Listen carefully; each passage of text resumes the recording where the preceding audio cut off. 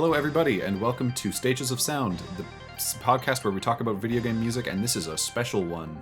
Folks, we're talking about boss music. Special. We're talking about everybody likes boss music, fights. not about one specific game. We're talking about a lot of games. So get ready for Lots of different games. Get ready to fight a lot of bosses. Well, you don't have to fight You any of have them. to fight all of them in order to listen to this podcast. Okay. When we talk about them, you have to fight them. It's We are actually the two bosses you have to fight, so you better be studying, because Yeah, by the end, that's we'll true. have told you all of our weak points, so you can know how to exploit and them like, for the fight. by the time you study my patterns and get me down, you realize that the second phase is Jack, and you're just screwed. Yeah, because our movesets are totally different, and you have to have been paying attention to two entirely disparate trains of Yeah. thought to get it. So, yep, Full sorry. disclosure, sorry everybody. We've already recorded an episode today, and my brain is just melting. It's just gone. So we'll see how this goes. We're a It's gonna little be bit fun. scattered. And this is a scattered That's the worst episode, that so could that's okay. So the theme of this episode is going to be boss battles, how they're used in games, some standout tracks that we can think of. The way, I don't know if you did the same thing. I think we're going to try to avoid like final boss tracks in this one. And I also tried to avoid like generic boss tracks, So I didn't. what I do wanted that. to really. I did I thought we not. talked about the theme. I don't. I did wanted we to say talk about avoid like boss final bosses? themes. Oops. Well, no, we didn't. It's not the end of the world. What I wanted to look at here in particular was like boss themes, like when a boss when a boss or character is associated with a certain piece of music, and how that interacts with the game. If that makes sense. Fascinating. Okay. Not all of my picks have to do with that, but some of them do. So that's okay. Okay, sure. That's all right. Okay. I can start off if you want. Sure. Honestly, I want to jump off with a game that I've never even played, and a song that, I heard like 2 years ago from, I don't know where. I just picked it up on YouTube. It showed up in a recommendation somehow. It's Gothic Neclord from Suikoden 2 for the PlayStation 1. I don't know what that is. Of course you don't. It's like a moderately niche RPG game. From what I can gather, you get like a party of 8 and then you go and do big group battles against a big enemy. It's like an RPG, I think. This song in particular, I really don't know much about it. I wanted to highlight this song as just like something. This is a core part of what I love about boss tracks in particular, is that like they get this really fast-paced pump and energy going. They get your blood flowing. No matter what they're trying to do, what sort of tone they're trying to set, a boss fight is always trying to get you energized, right? In some capacity, unless it's really trying to go for like a very sad tone, but that's something very, very specific. A boss fight is always trying to get you ready for what you have to do. For the majority, there are exceptions. And I think they stand out for it. What I'll say is, boss fights aren't always my favorite songs in a game, sort of because of that. Like, they have to be going for, like, they have to be enabling you to fight this large, dangerous enemy. Not always large, but almost always dangerous. And because of that, they are a little more constrained, but I would still say in that formula, there's lots of room for expression and experimentation, and Gothic Neclord is a great example of that. It's got, like, organs going off like crazy. I really like the low driving sound that pumps throughout it all. I really like how fast it goes and how crazy the organ flies off. It's phenomenal to me. It's like one of the quintessential boss songs in my mind, and it's from a game that I haven't even played. I just really appreciate the music. Nice. Yeah, I mean, I have a couple picks on here that I have not played the game for, but I still think are incredible. Unfortunately, I can't comment much on yours because I don't know what it sounds like yet. But that's fine. It'll have been playing. Yes. I don't know. It might not be for everybody, but you like a good organ, right? I love a good organ. Organs are very cool. They're very Yeah. So this is a good organ. I'm gonna try not to do too many tangents. Organs are so flexible. You can do a lot of things with them. Like, people think of organ and they think of like the big like church organ, like huge sound, like, which is I think probably what this boss fight was going for. I'm tempted to go into the run that we talked about twice in the Hollow Knight episode, but I'm not going. But like, you can do so many things to get different colors from it. Anyway, I'm not going to go on about that one. Organs are great, and this song has a lot of them in it, and it uses them really well. Boss fights are fast and energetic a lot of the time, and that's great. I definitely love have several, probably at least 2 or 3 picks in here that have organ in them. Anyway, for my organ first is pick, a natural fit for boss fights. They're big and imposing. Yeah. What's not to love? For my first pick, it's a boss fight that subverts expectations, that takes the main ideas of what's been happening throughout the soundtrack so far and throws you for a loop. Can you guess what I'm talking about? No, but I'm gonna say that fits perfectly because my first pick was like epitomizing what I love about boss fights classically, and now you're throwing the subversion in there. Good, let's get it. This is boss, it Megalovania? It is God-Shattering Star, which is a boss theme. I was going to say, I didn't put any Fire Emblem songs in here because specifically in my mind, I'm like, wow, actually, it's not a boss theme, it's a map theme. I'm gonna lose my mind. It's the final fight. It's against like the big like evil guy that you have to fight. What I'll say, like I would say, in terms of the Fire Emblem Three Houses final map themes, like Apex of the World and Funeral for Flowers don't exactly feel like final boss themes, but God-Shattering Star does. For sure does. You're in this soundtrack that's entirely orchestral, all instrumental. It's a great soundtrack, but you don't get operatic vocals up until the final boss track of the final boss map of the Golden Deer route, well, where you get a couple of Dorothea's supports have operatic vocals, but like that's beside the point. Like this, like almost rock opera-esque like climactic thing. Oh yeah. So you're introduced by this huge, just massive chord, followed by like the introduction from the operatic tenor, right? And then after that section's done, you jump straight into this like piano strings, just grooving bass line that continues for the whole thing. And the melodies across the entire track are unbelievably good. Like it's just it works very well for a climactic boss fight that subverts the soundtrack up until that point. I think it's very well. Another thing I love is that when the singer starts whenever he jumps in, or at least when he first jumps in to deliver his the start of his verses, right? All of the other instruments like cut out for like that split second as he like delivers this rallying cry. And then right on the next measure, that he's like inspiring his troops. The next important downbeat, they just all come crashing in, and it's so perfect. The weight is incredible. Like it's very good. It really does. It feels like he's given like just a rallying cry to his troops. There's that brief pause, and then they all just charge in. The instrumentations just pour in and fill the sound. It's God-Shattering Star, beautiful song. I have nothing but great things to say about it, but it is a little special in that it's a final boss theme, so it makes sense that they go a little further with it. Yeah.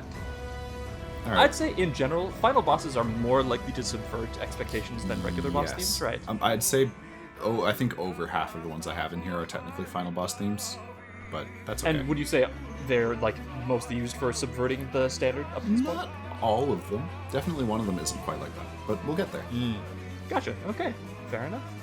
Now another thing I wanted to talk about is how like boss fights, especially when they're interpreting pre-existing themes, can often be used as like a way to raise the stakes. Like just through the music itself, the instrumentation, the tempo, the mixing, it can all be used to like deliver a more intense feeling while you're playing a game. And an example I wanted to use of that is actually something we talked about in last episode. This is the one example I'll pull from Hollow Knight for this. And that is, we talked about it moderately extensively in the Hollow Knight episode. The contrast between Dung Defender and White Defender, I think, is really good for that. Because these are like character themes as much as they are boss themes. And they're still like trying to give you that drive. They're still energetic. But like in White Defender's case, it changes from 4/4 to 6/4, and it like really like every beat is more intense. Every blare of the trumpet like really fills the space, as opposed to like the light bouncy version of Dung Defender. And it really sells the stakes, even though like it's a more serious environment, even if it's none of it is particularly serious when there's balls of dung flying around. But the soundtrack still communicates that that it should be serious, And I think it does a great job of it. That's really fascinating because, and this is like totally anecdotal, but like when I think of, because you said 6/4 and not 6/8, so it's a bit different. But when I think of time signatures that are in kind of a triple meter like that have a focus on 6 or 6/8 or anything like that, they always, in my experience, they're often more bouncy and more kind of lighthearted. Like 4/4 is just kind of like the standard.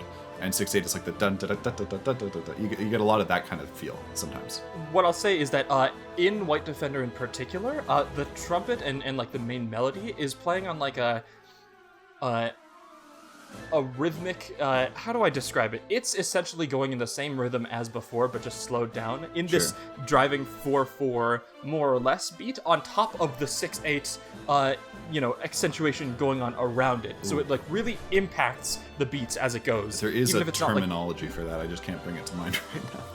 It's not syncopated, is it? No. It's a little syncopated. No, but I know what you mean. Like it's not like, what we're talking about. It's almost like a rhythmic modulation. Like it changes what it's doing with the rhythm while keeping the same core structure. Yes, exactly. And like but everything surrounding it is also like different and moved into like this faster 6/8. But the main melody is slowed down to accommodate it. It works super well for being a more grand version of this theme you've already heard in the game, right? So it really sells you that this fight is much tougher, it's going to take you more attention, it's going to be a lot more serious. So I think boss fights can do that in particular when they, change up orchestration and style from a song you've already heard. Cool. I like that one. Yeah. So this is my first pick from a game that I've never played. Well, I've played a little bit of it, but I've never played it all the way through, and I've never heard of this one in-game. So this is Strong One from Mother 3. Which is a boss theme. I don't remember the name of the boss that it plays with, but the name of the track was Strong One. Strong One. So I might recognize it when I hear it, but it's I don't the one that's name. in like 15/8 or something.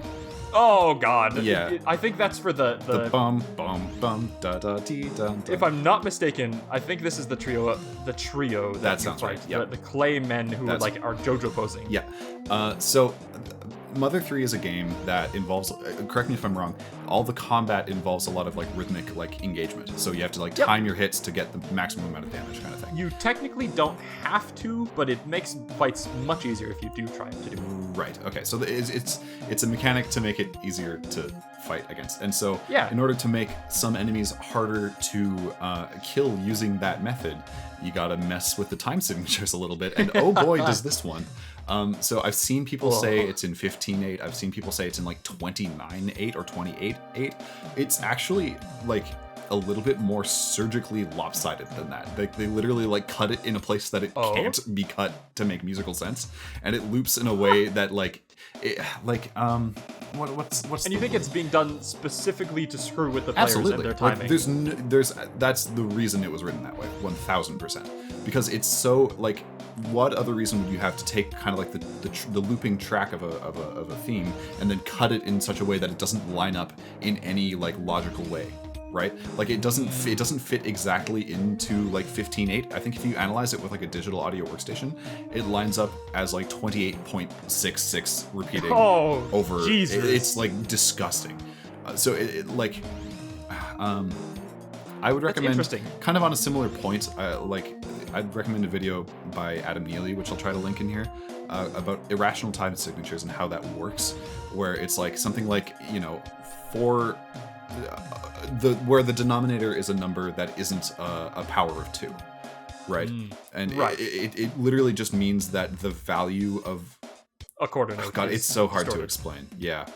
But the point is, how it works as a boss theme here is that it engages with the difficulty of the boss fight musically, which I think is really cool. Most games that do stuff like that are like specifically rhythm games or rhythm based. Like the example that I can think of off the top of my head is like there's a boss in Crypt of the Necrodancer whose song is just really fast, which means that you have to think really fast in order to actually keep up with this boss. Right. So it's like the boss itself isn't super complicated, but the music is making it so. But it's still it's still an example of the music playing into the difficulty of the boss, which is very cool. Yeah, I believe that was for death metal, that one in particular. And the boss isn't super hard, but just the music is making it hard. So this example that's super interesting. Most games don't try to engage, like tie the music into the difficulty of a certain fight, but this one being so weird and interesting does. That's super cool.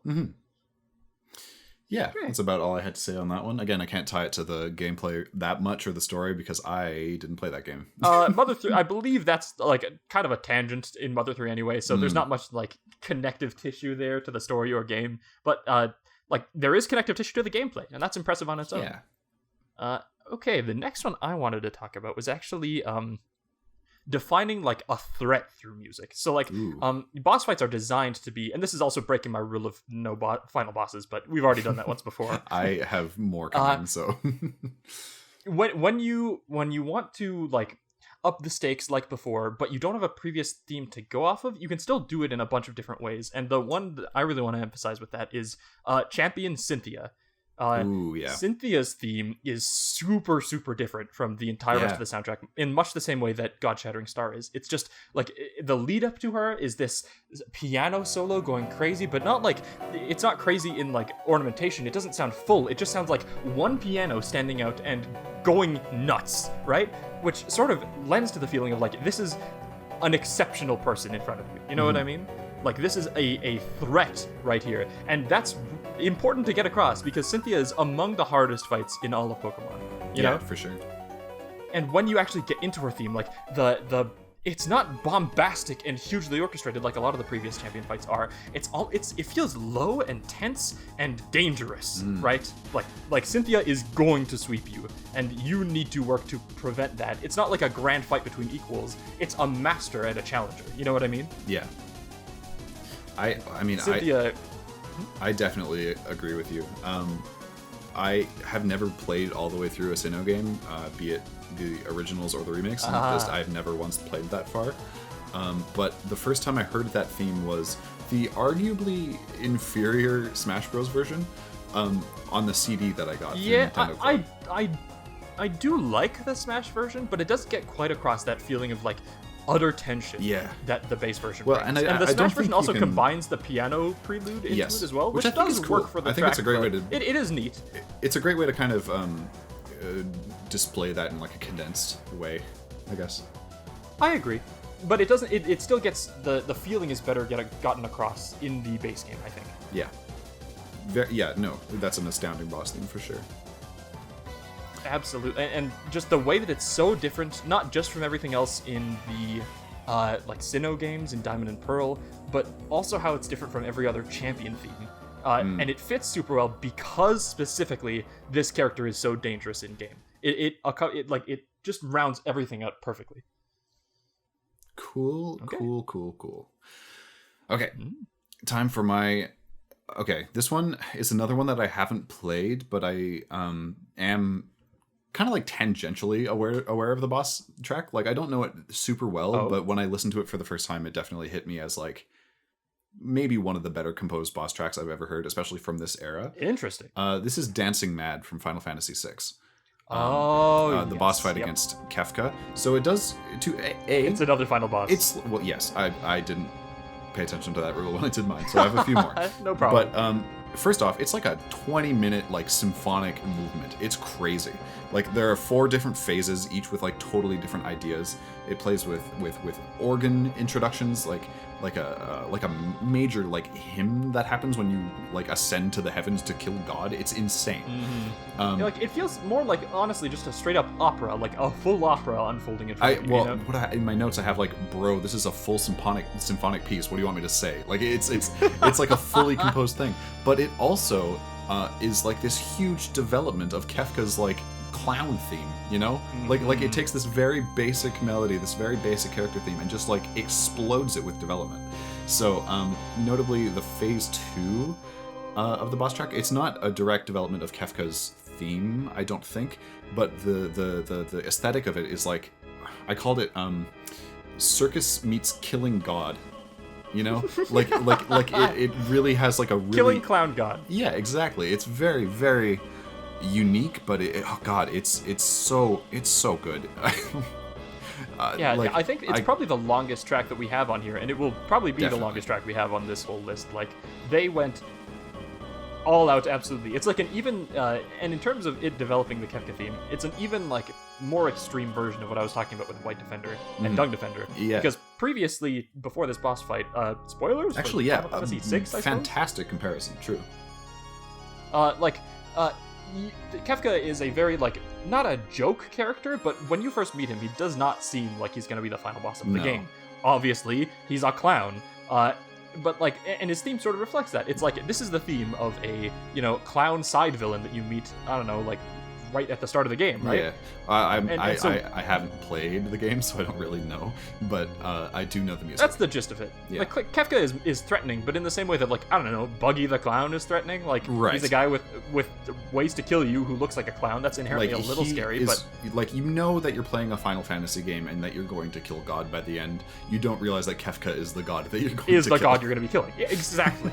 So the way that it builds up on that, like, you know, almost like normal JRPG theme. Yeah. And they don't give anything away in the earlier theme. It's not something that's like clearly menacing that they manipulate. It's this kind of, but I think like the kind of chromaticism that goes into a silly theme like that makes it malleable, I guess. Like it's definitely it's so bare bones that you can build something like Dancing Mad out of it, but it's just so impressively done. Like Uematsu, probably one of the best composers of like this century. I don't think that's a debate. Like Uematsu is completely nuts. In terms of like game composers I respect, it would be like him, Yoko Shimomura, and Toby Fox. Yeah. I mean, those would be the top three. There's no question. He's a legend. Absolutely. Okay. All right, Jack. I will try to throw up another one. This one's a little bit interesting because it's hard to define this as a boss theme. It's hard to figure out where the character theme stops and the boss theme starts. But Dark Pit from Kid Icarus Uprising. I forgot about that music. Okay, true. Yes.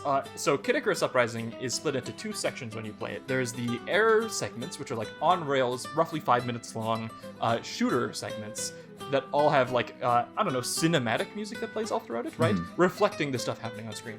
And then there are the land battles that play after, that usually use the same type of music, but like extended and in a more traditionally looping video game style, right? I mean, since like it's essentially a rail shooter, and so it kind of has this this unique opportunity to write fully composed tracks that have a clear beginning, middle, and end. Yes, for those sections. But then the land themes, they kind of have to play it a little bit differently. Yeah, and sometimes that works really well. I prefer some land themes to air themes. Yeah. That's not the case in this one, though, because Dark Pit is super, super cool. The air theme, in particular, both of them use like a very Spanish, like flamenco guitar style as they go. Like the very, very fast and light acoustic guitar all throughout it works super, super well, and it like, I don't know, Dark Pit is a threat, but he's not a threat in the same way that, like, some previous bosses have been threats. He's not a big lumbering brute. He's an equal, right? An equal that you are going to have to try to surpass. So that very light guitar as his main instrument works super well for that purpose. It fits the tone really nicely. But the contrast between the air and the ground themes is, like, they're both used as boss themes, quote-unquote, because throughout all of these levels, you're just constantly fighting Dark Pit, whenever this music plays. But the ground theme is a little, like, slower and more, I don't know, not generically structured, but more traditionally structured. And part of that is probably because, like, you're just going through, you have to fight other enemies as well. You're not always fighting Dark Pit. So that air segment using, like, the more cinematic style feels like a character theme gone through. And then when you're actually in the level, it feels more like, okay, this is like a light boss theme. You know what I mean? Gotcha. But it all explores the ideas that got set up in the air theme. So, Kid Icarus Uprising, phenomenal soundtrack, and it's maybe my favorite song from that soundtrack, but it's stiff competition. That's a fantastic game with fantastic music, and I just totally forgot about it. It's so good. Should make an episode on Kid Icarus Uprising. Would agree. It's unfortunate. You are not going to be able to play it. Emulating is illegal, kids. You can't emulate legally. You can, but don't get ROMs off the internet. Even hypothetically, if you could get a Kid Icarus Uprising ROM off the internet, that's what I'm saying. It's like impossible to play on an emulator. Like it's not doable, which is unfortunate. You can try. There might be some control setup you could do if you wanted to be immoral and illegal, of course. Of course. Which you don't. So, don't be a pirate. Gross. Regardless, Kid Icarus Uprising is great. I love how Dark Pit's theme is used, and it's an interesting idea because it is both a boss theme and a character theme sort of at the same time. So it works really well. Well, I mean, who's to say they can't be the same? I can't remember. Does he have like a calmer variant that isn't a boss theme, or is it just that? It's just his never. His I don't theme. think Okay. it's the air theme is sort of the calmer version, and then the ground theme is a little more like bombastic, for lack of a better term. Like the air theme does get kind of crazy, but it gets crazy in like a light flamenco sort of way. So that's interesting. The two different versions. Because it gives me a weird, like, almost anime vibe. If bear with me, like Dark Pit's theme does? Not the theme itself, but the way that it doesn't vary between boss and just like standard theme. Like, have you watched Hunter x Hunter? I've read it, but I haven't watched it, so I'll miss out on the musical themes you're talking about. Hisoka has a theme that comes up every time he's on screen. It's just like this flamenco guitar. Maybe that's why I'm thinking of it. But it's the same whether he's fighting or whether he's just kind of standing there menacingly. You know, like it's the same kind of deal. Anyway, but they will always play that's the that thing. theme. There's not a variation for when he's fighting and a variation for when he's not. It's the same thing, but it kind of works in both ways. So I don't know. For stuff like TV shows and movies and anime, they'll usually, like, when a character is just standing around, a lot of the time they'll just use, like, a sting for their theme, or, like, a light reprisal of their motif, and then when they do something important or go to a fight, then they'll usually... That is pretty interesting. Yeah. But anime also has a habit of just having characters stand around for 10 minutes at a time, so you can get away with you having the full theme. I mean, I can't bring any other examples directly to mind right now, but I think Hunter x Hunter does that a few times with a few different characters or a few different settings. Anyway. Yeah, so video games are interesting. Podcast. Video games are interesting in that they can have a separate, like, theme for this character is not in combat and this character is in combat, you know? Yeah, for sure. It's kind of neat. Either way, Dark Pit's theme, your turn? Good. Yeah. Dark Pit's theme is great. It's kind of funny that I'm following up Final Fantasy VI with this, but I don't think this is cheating. Technically a different franchise. Oh. Is it Bravely Default? Yeah, it's Serpent eating the ground from Bravely Default. Well, it is 4 heroes trying to fight the 4 elemental crystals to go and kill God. Okay, first off, another game that I haven't played to the finish. I don't even know what boss fight this is for. The final one. Well, obviously, I just know I know it as a track of music. And I just wanted to add it to this list because it's so influential for some reason on my brain. When I'm like improvising on the piano to come up with like ideas for like music, my hand will sometimes just like default to playing the background harmony, like the dun dun dun dun dun dun dun dun dun dun. I'll just play that. I don't know why, without even thinking. It's just so ingrained in me, and it's such a well done boss theme. Like you'd think that like the combination of chorus, piano, rock band, orchestra, like there's a whole bunch of things going on. It's very busy. It's very busy, but I think it's done really well. Like it's so well built that it's okay. You know what I mean? Mm-hmm. And honestly, it's a final boss theme, so it also gets away with using. It has a lot of references to other songs in the soundtrack. Like, just it references the main overworld theme, like right at the end, especially. It references all 4 characters' themes, which is great because I love all 4 of those songs. So having them in the final boss track is great. Super. You know, the final boss is when you're supposed to be calling that stuff back. So I don't. Yeah, for sure. That. And it all changes when mixed super well into each other. Yeah, and it changes when you.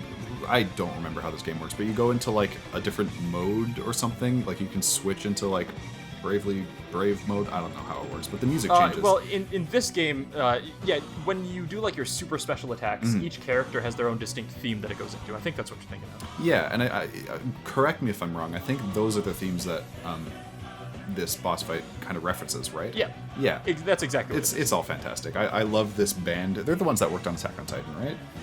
Yes, Revo. Yeah. Yep. Yeah, fantastic. Anyway. If you listen to the extended version of the first Attack on Titan opening, it sounds so much like a Bravely Default song. So much so that like Mackenzie and I were able to pinpoint it as this must be the Bravely Default composers from that before we knew. And we were right. I mean, I discovered the full version of the Attack on Titan theme.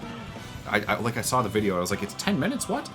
It's so good. Anyway, sorry, that's not what this video is about. Or this but I do want to podcast say, in regards to the Serpent eating the ground, I think I do from that game. I do prefer what is it? Fairy Wings, I think the song's called. Oh, I don't remember. It's like the penultimate boss fight. Sure.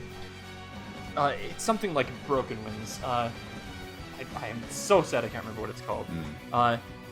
But it is, it's the penultimate boss fight that plays before that for the fake ending. And that, it doesn't play with the themes nearly as well, but I love the main melody to that song and how it repeats and goes around. And it feels like almost Dancing Mad-esque, but like more just in the sections where it feels like very insanity themed. Gotcha.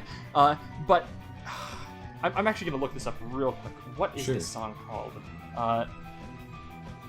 I will look it up. Okay. Wicked Flight is the song. Not Broken Wings. What am I talking about? Wicked Flight is like Wicked my Flight, favorite okay. song from that soundtrack. And it doesn't get talked about nearly enough, and that's probably just because I will give it a listen for sure. yeah, they don't go nearly as epic or as grand as the final boss fight, because you can also get this final boss as like the fake final boss, so it's, you know, sort of in the same way that the Radiance was much more grand than Sealed Vessel, for example, from Hollow Knight. Gotcha. It's just like a less insane version, but it's doing its own thing, and it's doing it phenomenally. I love that track. If my tastes track from Hollow Knight, maybe I'd like this one more than... maybe, but knows? it doesn't, like, on the flip side, the Serpent Eating the Ground uses, like, it develops a lot of the themes from before, like Sealed Vessel does, whereas this is doing its own thing, like the Radiance does. So. Gotcha. All right. Anyway, Bravely Default, also another game we could totally do a whole episode on. We Bravely could. Default I would so have good. to probably play it again or like look at it a little bit more. But and I would want to. We'd want to combine like Bravely Second and Bravely Default 2 into that as well. I forgot about those ones. Oh my god. Yeah, true. Yeah. So it would be take a bit of prep work, but yes. Yes. Okay. Sorry, I hijacked your theme as well, but I do have another one to throw in there. So what I wanted to talk about is like So Undertale, right? Okay. Yep. You know how like Undertale is the game with the leitmotifs, right? Yes. Every character has a theme that they go through that is developed both outside and inside of combat. And they're just so woven into every single track in the game. Every single song, and when you go through Waterfall Ruins and Core, there are like 7 melodies in the game, and they're just... and they're all also like Undyne's theme as well. Yeah. So it's just in there for some reason. Yep.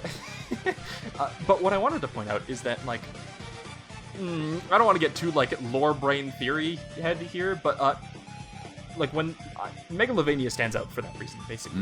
And not just Megalovania, but also Bone Trestle stands out for that reason. In that they are boss themes that are used to represent certain characters that are never echoed anywhere else in the game. Bone Trestle is also in but it's the same song. Yeah. And I think... Well, Bone Trestle is actually only ever it's used also in the credits as well. It's also in the song that plays when you fight Sans. Haha. Huh. And it's also in Dating Start. Sure. Okay. But importantly, Megalovania. How do I put it? Megalovania is just on its own, and the easy answer to that is, but it's just a song that Toby Fox imported. Yeah. And, you know, you're right. But I could also interpret that as like, I don't know, like it makes those fights feel, and especially the Sans fight, like this is something totally different from anything else. And in the Sans fight, it definitely is. Oh yeah. And then you could extrapolate that to be like, well, Sans and Papyrus are also like new to the Underground, so it sort of makes sense that their songs aren't woven into everything else and they're just isolated to them. Oh, fascinating. Unlike, you know, Undyne's theme, where she is like, she has gone around to the whole Underground. Her roots are everywhere. God, every time, because I listened back to I was talking to my friend the other day about Undertale music, and I was like listening back to some of the tracks, and I was like, man, it's even more everywhere than I thought it was. You know, Undyne. There are like 7 songs in that game that just get elaborated on. Not to like hijack things that spoilers. We are going to have an Undertale episode, but not to hijack things from that. Like, you know, the theme that plays just like when Undyne's in her suit of armor and she like finds you for the first time. It's just the melody again. It's just the same thing again. It's insane. The part that broke my brain, we don't want to make this the Undertale episode, we'll have lots to talk about then, but was when I thought Battle Against a True Hero was doing a really cool thing by not just calling back to it in like the end section of that, but it's ripping a tiny little part out of Undyne's theme and elaborating it into a bigger section, and that is hilarious. My favorite part of that track too. Oh, it's maybe like my favorite single section in the whole game. It's so anyway, Megalovania and Bone Trestle are very interesting because in a game full of leitmotifs that get repeated over and over, like we've been talking about, they are standalone, and that does actually make them stand out, I think. All right. It's like, and especially as it ties them into like these characters' themes, which is interesting because Sans' theme should be probably the one that's titled Sans, I would think. Yeah, but that's not what people associate with him. Well, I mean, if you want to get lore-y into it, right? The Sans character theme, that's not the same person that you're fighting in Megalovania. Not even a little bit. You know what I mean? I mean, technically, yes. Technically, it is. But I get what you mean. But the Sans character theme, like, you know, like it's a mask that he's putting on. You know what I mean? Like, that's not the same character. Well, then you get into like, oh, but he is this person, and he's also this person at the same time. In the good ending, he's only this person. And but what I've read that I agree with pretty strongly is that the track titled "The Song That Might Play When You Fight Sans" or whatever, that's just the track that would play if you were to fight him in like the pacifist route. Yeah, if you like asked to fight him and he was like, "Sure, kid," and then you fought. Yeah, and then that pulls from Sans's theme because that's the character that you're fighting. You know. Interesting. So you think that Megalovania specifically, like, it's so disjointed to show that the character is like completely different from what you know? Like that is the true Sans. However, you know, what I'll say is when those sorts of things happen, it usually still does have some element of their previous theme, just like contorted and twisted, is the normal way to go about it. Yeah. And Sans still does have remnants of his old personality, even as he kicks your ass. So I see where you're coming from with that, and there is merit to it, but I don't know if I fully agree with the idea. Fair enough. I'd like to kind of tag on there, not as one of my picks, but as an honorable mention, that Sure. Death by Glamour is an incredible boss track, and it's very well done, and it pulls from themes in the core in a really cool way. Yep. By like and just without being elaborating obvious, on it too. with like the bass piano. It's super good. Anyway.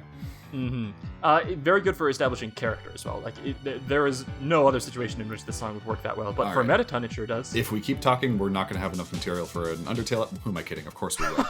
But we will. Oh, we have scratched 1% of what we could talk about with Undertale. So, but still, we should move on. I will move on, and this is yet another game that I haven't played fully, but oh boy, do I love the music.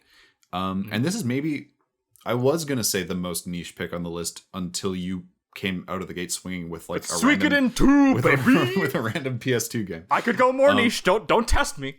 This is Drawn to Life for the DS. Which is, you've always been an advocate for this game. I don't like the game. I think the game is bad. I don't like the game very much. The music is so good. It's like unreasonably good.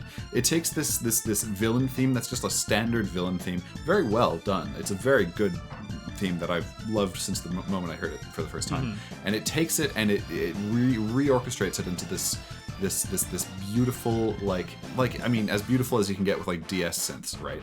Yeah, but, this like, is gonna maybe be a scandalous comparison. It almost reminds me of what they did with Shambhala and the theme of Those Who Slither in the Dark. I totally agree with you. It adapts because it takes that simple villain theme that just plays like in cutscenes where they're monologuing to each other, and then it just like takes it and puts it in dubstep, and it works super well. Well, I mean, it takes it, it puts it into like this very cool bass. There's a lot of electronic stuff going on, like beeping or whatever. But for some reason, I don't know why, it just meshes with my brain in a way that boss fights don't usually.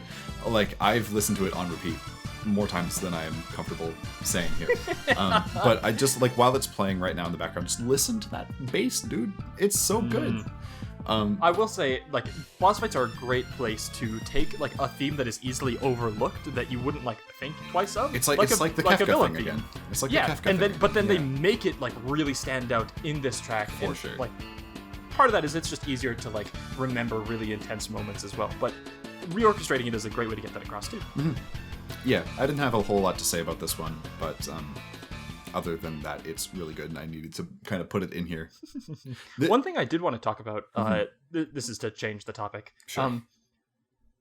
In Shovel Knight, I wanted to have a discussion about this. Shovel Knight is a great soundtrack. Absolutely. Low-key one of my favorites. It's maybe a little too short for us to do a full episode on. I but disagree. Like, I think we totally we could maybe talk about every song on that soundtrack like we did with Hollow Knight. But specifically the boss themes is where I have a little bit of an issue with it, because what they've done is every area, every level has its own theme, right? As you would expect. Sure. And like they elaborate on it in the boss theme. They turn it into like a more tense, speedy version most of the time. But what I've found is it sort of never hits the same way that the actual level theme does. You really get the sense that the level theme was made first. Phenomenal. Yeah, they're so true. good. That's probably and the boss true. themes don't hit the same way, because it feels like they're just taking the material that was there and then like making the boss fight version of it, instead of having like I don't know, maybe they just didn't take the time for it.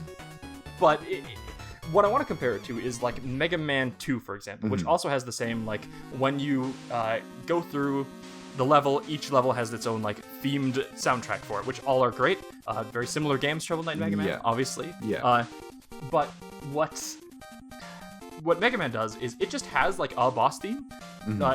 And I'm thinking of the one from Mega Man 2, but Yeah, I me like too. the boss theme. I think it works for fighting the Robot Masters yeah, just fine. it's great. less It's interesting. not specific to any of them, but it's still No, well it's the written generic for boss sure. theme. And it fits just fine. And like the boss fights in Shovel Knight are certainly more interesting, but when you're having to, I don't know, dial back these area themes in order to compress them into a boss fight, something is lost. You really need to consider whether doing that is going to be the right move for your piece of music, you know? For sure. I think, yeah, not every song can necessarily be turned into a boss fight without a lot of effort.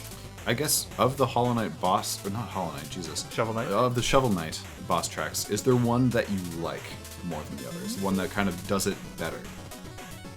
I probably, this is going to sound weird, Polar Knight, I'd say. And part of that is, it's less that I really like the boss fight, and more that the tracks are more comparable. Because I don't really like the Polar level, and it's soundtrack. It's the weakest one. I don't remember enjoying it very much either. Yeah. But like, I don't know, I feel like those chords work well in a boss fight context. Sure. Probably for the same reason that they kind of don't work well for the level, you know what I mean? Right. So I think that hammers the point home even more in that, like, the sorts of stuff you have to do for level themes or character themes or whatever, and that you have to do for boss fights don't always overlap seamlessly. You really need to be considerate when you do it. Gotcha. Man, I want to replay that game now. It's Shovel Knight's very great. good. Fantastic music. Like, I'm sad that I had to bring it up as like a negative to talk about, but like, that game overall is phenomenal for sure. And the soundtrack is phenomenal as well. Just this specific area leaves a little to be desired. Well, I'm going to move on to... First off, I'd love to say we haven't overlapped series yet, and I think that's great. That's so cool. Yeah, and I've just been going down in order of my me list. too. I haven't even been like picking and choosing. So my next one is Twilight Princess, Legend of Zelda Twilight Princess. My favorite Zelda game, but probably because of nostalgia. And this is... It's hard to separate it. One of a few tracks on here on my list that wasn't the final boss. While the final Ganondorf fight is great, this is the boss theme that really, really stuck with me. And that's the one against Morpheel / Argurok. I was going to guess Zant, but... Okay, Zant, also fantastic. I'm going to make a video about it, so I don't want to spoil it here.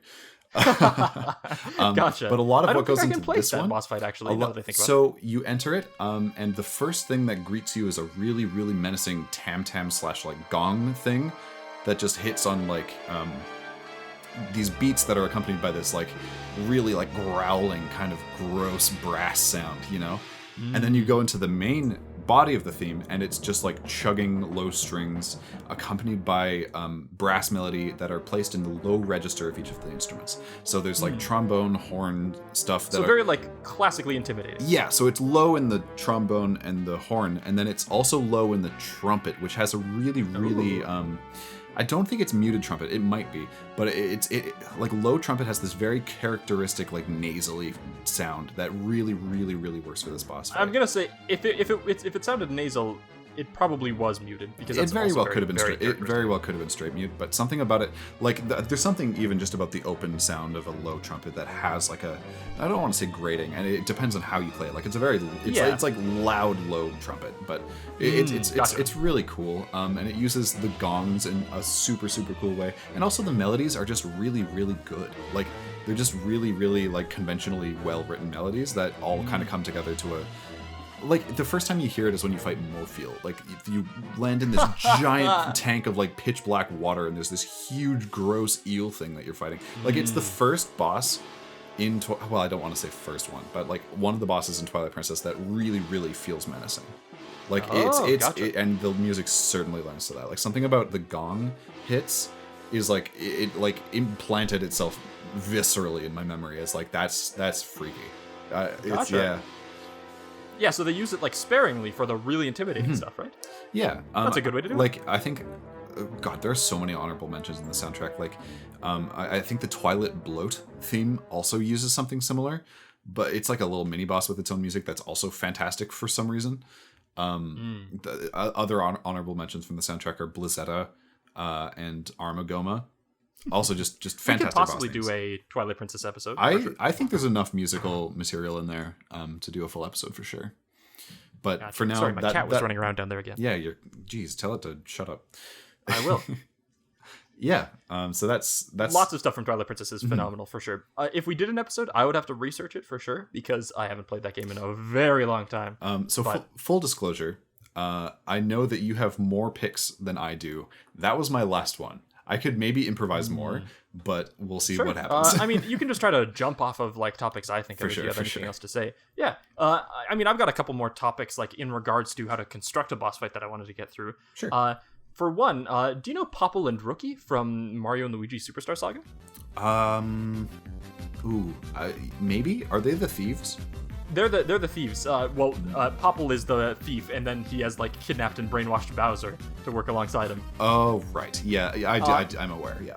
That theme is one of my favorites. It's almost closer to like a mini boss theme than it is an actual boss fight, but like it's really distinct in that soundtrack. And like the Superstar Saga soundtrack in general is very like light and whimsical, but the boss fights are usually like pretty intense, still like really jokey and fun. But like some stuff like Cacletta gets really intense with like the organs going off, and that's another good example of like a villain theme that they turn more intense by just upping the speed, and the orchestration is more intense. And they add like a B section onto it as well, which is like they add the I think it's the downer cutscene they slap onto that battle theme as well, along with Cacletta's main theme, which works so well. When that organ starts like popping off, just going absolutely nuts, it's phenomenal.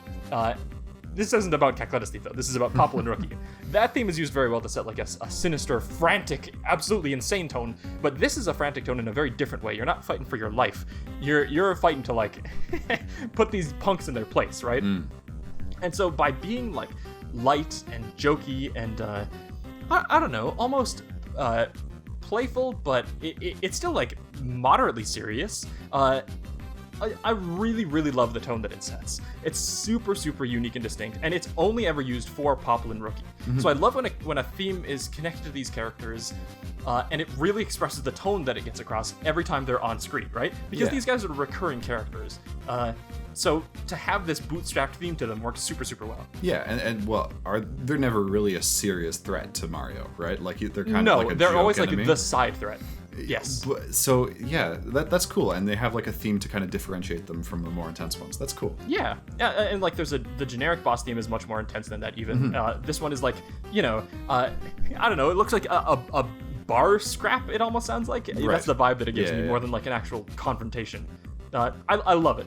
One of my favorite songs from that game for sure. So yeah, very good soundtrack. I gotta replay it. Superstar Saga is so good. All of those games are so good. Poor Alpha Dream though. They went bankrupt so hard. The hardest anybody's ever gone bankrupt. Not because of their music though. The music's great. Was it just promotion was bad? No, didn't get the numbers it needed, or I could go into this. Suffice to say, the Bowser Jr. The Bowser's Inside Story remake sold like 10,000 copies. Oh God, really? Like total. It was That's really insane. bad. Oh. They made a remake on a system where you could already play the base game, and they skipped over another game of the series to make this remake. It was a terrible decision. Damn. I didn't buy it, and I'm the biggest fan of Bowser's Inside Story on the planet. So, like, the biggest one for sure. It was also the Switch was also already out, and they released it on the 3DS. Everything was going against it. That's difficult. Yep. Anyway, sorry, Alpha Dream, but Popple and Rookie is a great legacy to have. Also, shout out to Yoko Shimomura. She made this and everything else in those soundtracks. She's a legend. I was gonna say I don't have any Mario picks on my list, but if I did have a Mario pick, it was probably gonna be the final like Dark Bowser thing that plays at the end of Inside Story. Absolutely incredible. It's insane. Yep. Final boss as well. Yeah, I know. And I'm about to bring up another final boss as like an improv pick, but Marx from Kirby Superstar Saga? Is that the one? Yes. Superstar Saga, also Superstar Ultra. No, okay. Superstar Saga is Mario and Luigi. It's just Superstar and Superstar Ultra. You're right. But it's an example of I think it's a subversive theme.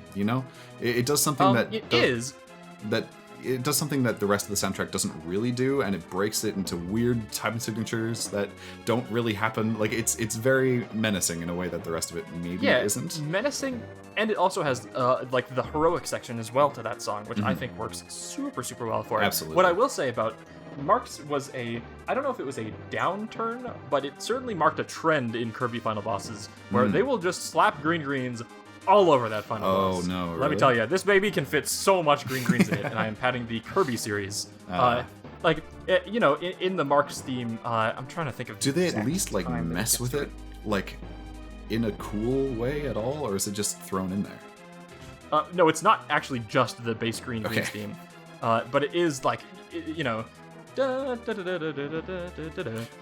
one is that's done. cool. It is cool. Marx was the first time it they can did get excessive, but that's a really, really like something about that melody in particular feels very like. Oh yeah. It can be level 1, and it can also be like the big heroic theme at the end of the. Well, yeah, because they're turning it into a minor version of it. They're just taking the same like structure, timings, all that sort of stuff, and rough intervals. But it's really great for Marx. I'm not going to deny that. The Marx theme is phenomenal all around. It feels, again, kind of like Dancing Mad in the way that it like shifts from part to part as it goes. Much shorter, obviously. And it fits because both of them are sort of like jester characters, so I wonder if there's a theme there.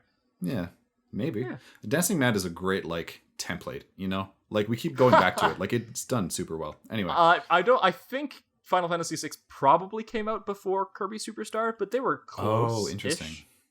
I mean, it's hard to say if any of it was referenced on anything else. Like, it's all derivative, but I kind of doubt it because they would have been made like alongside each other most likely. But I mean, the styles are derivative in the way that like video game music, like it evolves over time to have similar styles to other games. You know what I mean? Like there's a very distinct SNES era sound that both of those kind of have. For sure, I agree for sure.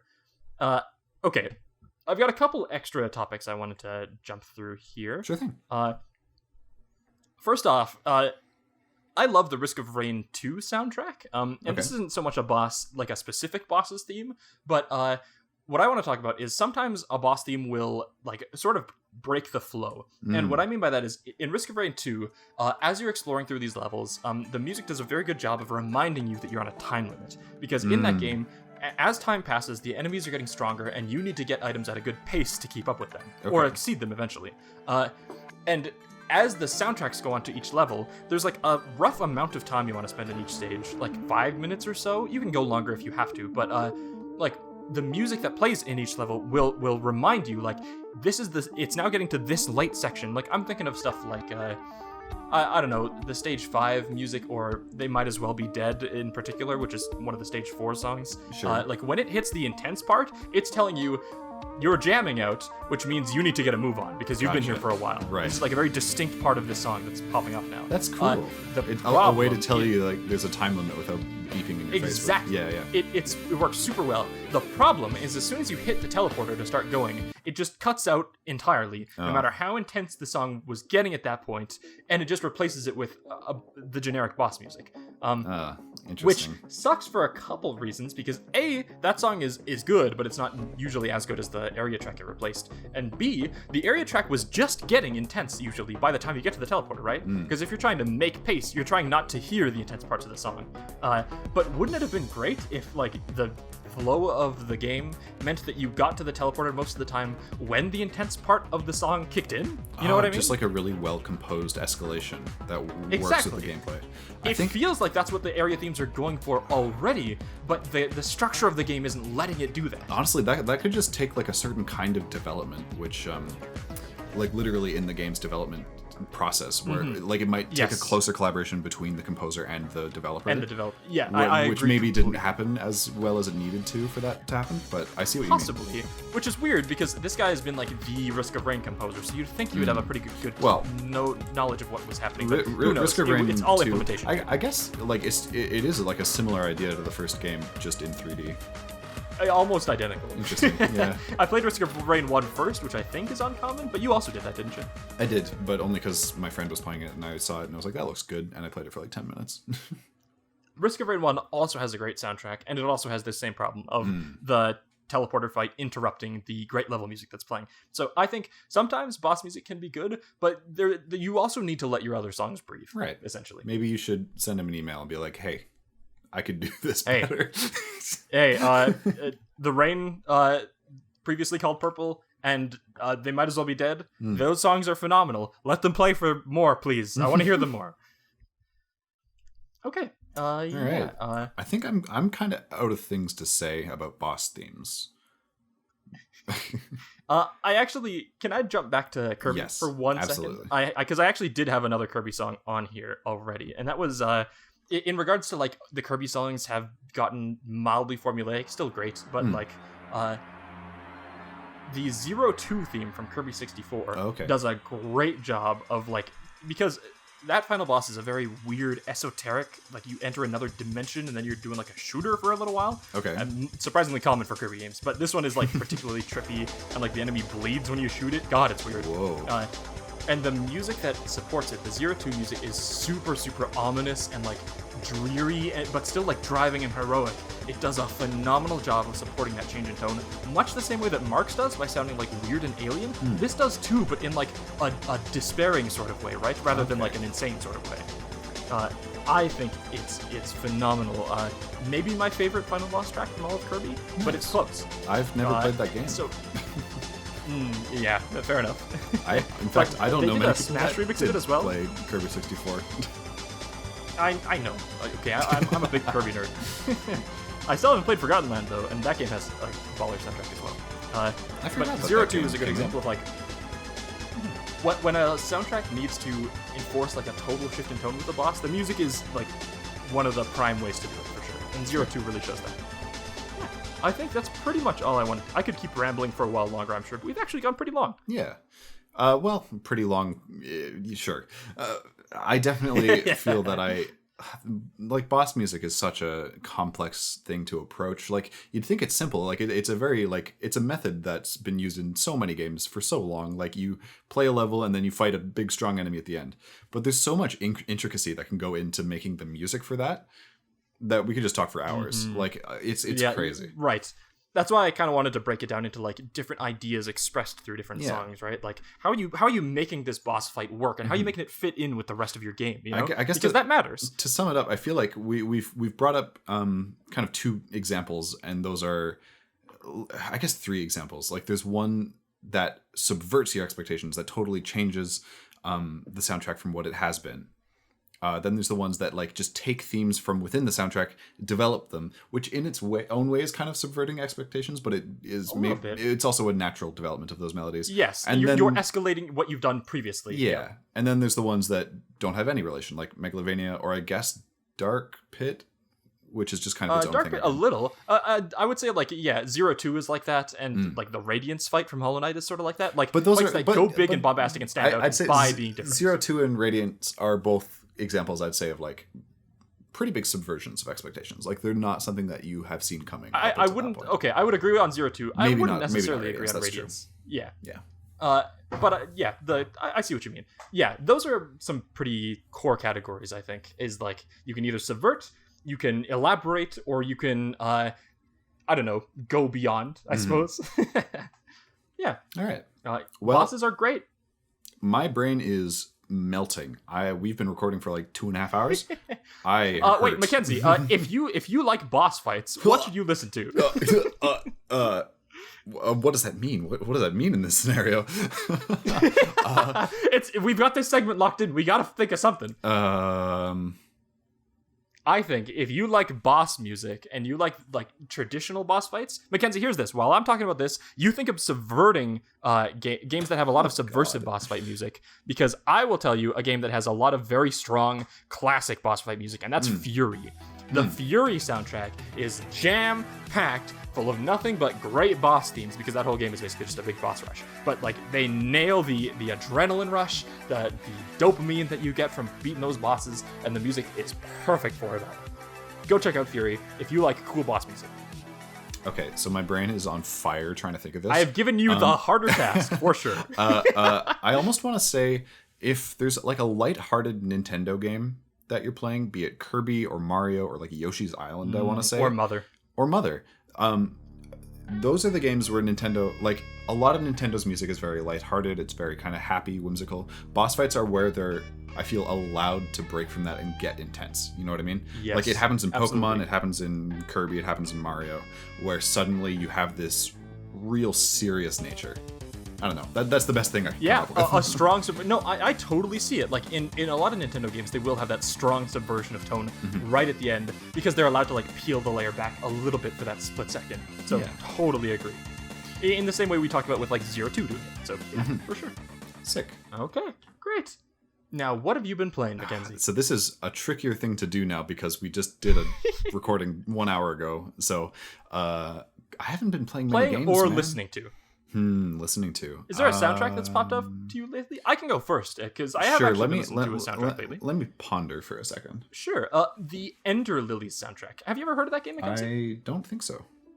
Ender Lilies is a Metroidvania much in the style of Hollow Knight. Like it's very dark and bleak, like a Fallen Kingdom sort of style. Sure. But the music is actually like very, very nice and beautiful most of the time. In a more like low-key way than Hollow Knight. Hollow Knight is already very low-key beautiful a lot of the time. But even stuff like Dirtmouth is using like, a viola is sort of innately a little grand, right? It's got like, it's the hint of a grand symphony. This stuff is like soft solo vocals sorts of sounds a lot of the time. And like, it's got a lot of whimsical sounds, a lot of majestic sounds when it has to, but it all supports that sort of like, you're a lone survivor in this wasteland trying to make your way through, but it's still a little beautiful, Gotcha. I'm a big fan. The soundtrack has grown on me over time. I didn't think much of it, like Hollow Knight. I wonder if that's a Metroidvania thing. But as I listened to it, it has really grown on me, for sure. So, I haven't been playing much, and I haven't been really listening to soundtracks, so I'm just gonna go, I have like 3 or 4 soundtracks like on my phone that I like go back to every once in a while. This one, it's a bit niche. It's Mark Sparling's soundtrack for the game A Short Hike. I don't know if I have not heard of it. It's a short little indie game, kind of like a walking simulator essentially. That's what I figured. You're I think a duck that's just trying to get to the top of the mountain to get cell service. It's very, very bare bones Cute. slice of life. It's very cute. The soundtrack's very cute. And you just scale this mountain to talk to your mom and then fly back down. It's very good. It's very heartwarming. Actually, I think is that the one that like is doing like a mild Breath of the Wild? No. No? Okay. I'm thinking of a different game, but that sounds cool. So the soundtrack's great, very well written, very cute. It's not, I'd say it's not too deep. It's not too crazy, but it's just nice to listen to. It's super nice to listen to, and it's like a masterclass in dynamic music because it fades flawlessly from track to track as you go from region to region on the mountain, because you can go anywhere at any time at your own pace, and it all feels super fluid and smooth, and everyone should play that game. Gotcha. If you just have like a couple hours, it's not a long game. It's just like a nice little experience that makes you feel good after. You know what I mean? It's great. Nice. I'd recommend it. I'll play that after I play To the Moon and Drown in My Own Tears. Oh, God. It'll be a nice release, Best right? of luck. Yep. Well, yeah. Okay, that's that. That is that. That was this. I feel like this episode went better than I thought it would. Honestly, I think we got some good points across. Yeah, it's a full length episode. We thought it was going to go short, but it might be. That's not great for my schedule, but it's fine. We'll make. Oh, you got to go get your hair cut, man. Little soon, but not so bad. We've got time for an outro. What are we doing next time, Mackenzie? Oh shoot! I don't remember. Pull out the document right now before they notice. What are we gonna be doing at the next time of Stages of Sound, Mackenzie? When we hit the next time, we're recording another episode, and then that episode is gonna be about a game that we're gonna be talking about. Next weekend, we are recording 3 friggin' episodes because I'm going to Montreal on a trip. Hey, they don't have to know that part. Keep the curtain closed. Come on.